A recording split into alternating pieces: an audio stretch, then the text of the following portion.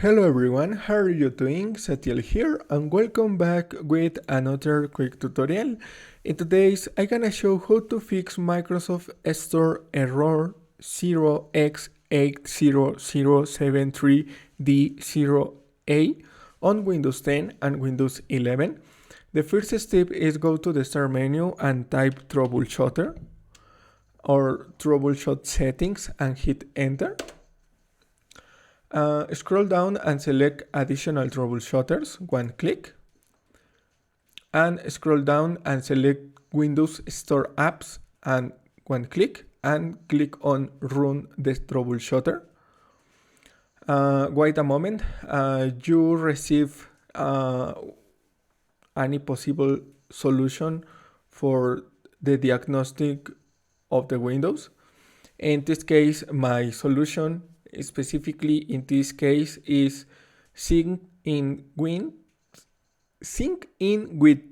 a Microsoft account. Click on next, log in your account of store and click on next, and starting this service.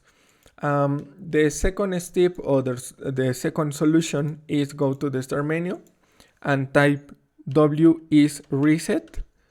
You can show this icon and click on right click and select run as administrator and wait a moment.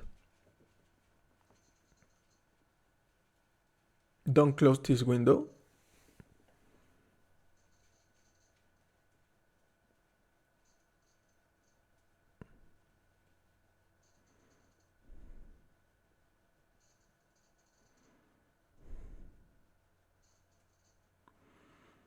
And your problem has been fixed.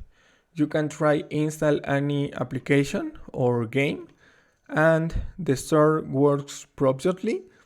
And one click here and click on open or install, and this is all.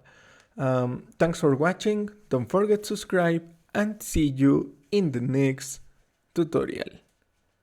Goodbye.